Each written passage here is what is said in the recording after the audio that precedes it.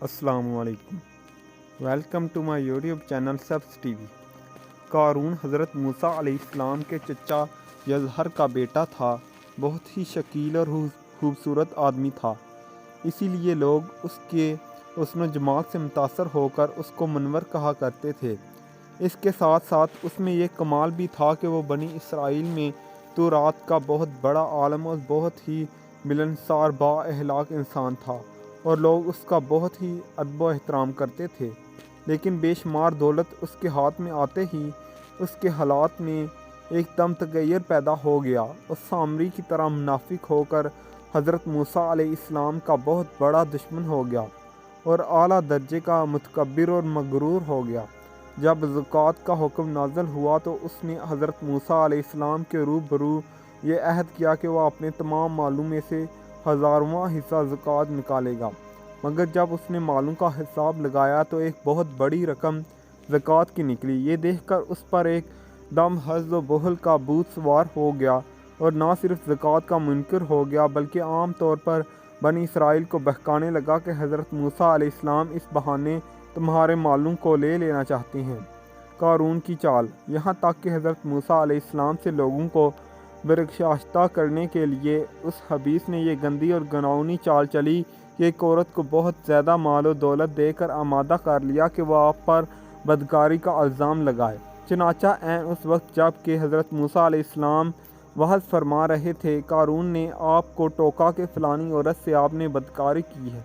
حضرت موسیٰ علیہ السلام نے فرمایا، اس عورت کو میرے سامنے لاؤ۔ چنانچہ وہ عورت بلائی گئی تو حضرت موسیٰ علیہ السلام نے فرمایا، اے عورت، اس اللہ کی قسم جس نے بنی اسرائیل کے لیے دریا کو پھاڑ دیا اور عافیت و سلامتی کے ساتھ دریا پار کر فرعون سے نجات دی، سچ سچ کہہ دے کہ یہ واقعہ کیا ہے۔ حضرت موسیٰ علیہ السلام کے جلال سے عورت سہم کر کانپنے لگی اور اس نے مجمع عام میں صاف صاف کہہ دیا کہ اے اللہ عز و جل کے نبی، مجھ کو قارون نے کثیر و دولت دے کر آپ کو بہتان لگانے کے لیے آمادہ کیا ہے۔ اس وقت حضرت موسیٰ علیہ السلام آبدیدہ ہو کر سجدہ شکر میں گر پڑے اور بحالت سجدہ آپ نے یہ دعا مانگی، یا اللہ، قارون پر اپنا قہر و غضب نازل فرما دے۔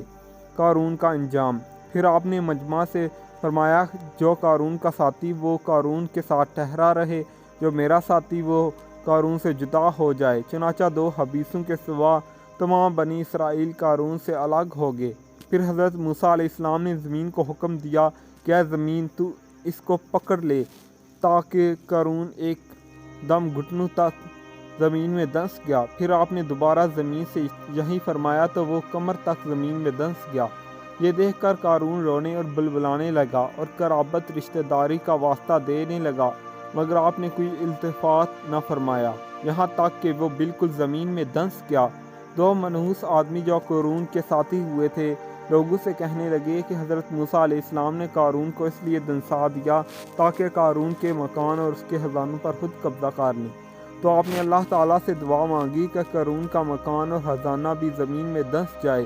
چنانچہ قارون کا مکان جو سونے کے تھا اور اس کا سارا خزانہ سبھی زمین میں دنس گیا۔ اس کا خزانہ، اس کو قرآن کی زبان سے سنیے۔ اللہ تعالیٰ کا ارشاد ہے کہ ہم نے قارون کو اتنے خزانے دیے تھے کہ ان خزانوں کی کنجیاں ایک مضبوط اور طاقتور جماعت بامشکل اٹھا سکتی تھی۔ قرآن مجید میں ہے، بے شک قارون موسیٰ کی قوم سے تھا، پھر اس نے قوم پر زیادتی کی، ہم نے اس کو اتنے خزانے دیے جن کی کنجیاں اٹھانا ایک طاقتور جماعت پر باری تھیں۔ حضرت موسیٰ علیہ السلام کی نصیحت۔ حضرت موسیٰ علیہ السلام نے قارون کو جو نصیحت فرمائی وہ یہ ہے کہ جس کو قرآن مجید نے بیان فرمایا ہے، اسے خیر خواہی والی نصیحت کو سن کر قارون حضرت موسیٰ علیہ السلام کا دشمن ہو گیا۔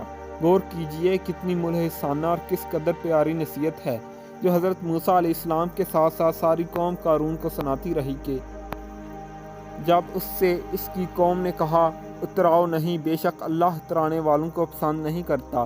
جو مال تجھے اللہ نے دیا، اس کے ذریعے آخرت کا گھر طلب کر اور دنیا سے اپنا حصہ نہ بھول اور احسان کر جیسا اللہ نے تجھ پر احسان کیا، اور زمین میں فساد نہ کر، بے شک اللہ فسادیوں کو پسند نہیں کرتا۔ قارون کا گھمنڈ۔ قارون نے اپنے مال کے گھمنڈ میں اس ملحسانہ نصیحت کو ٹھکرا دیا اور خوب बन सवर कर तकब्बर और गरूर से इतराता हुआ कौम के सामने आया और हज़रत मूसा अलैहिस्सलाम की बदगोई और एज़ा रसानी करने लगा। इसका नतीजा क्या हुआ, इसको कुरान की ज़बान से सुनिए और खुदा की इस कहराना गिरफ्त पर औफ़ हलाही से थराते रहिए। अल्लाह अकबर। तो हमने इसे और इसके घर को ज़मीन में दंसा दिया, तो इसके पास कोई जमात ना थी जो अल्लाह के मुकाबले में इसकी मदद करती, और ना वो खुद मदद कर सका। ये इबरतनाक वाक़या हमें ये दर्स हिदायत देता है कि अगर अल्लाह पाक माल और दौलत अता फरमाए तो इस फ़र्ज़ को लाज़िम जाने कि अपने अमवाल की ज़कात अदा करते रहे।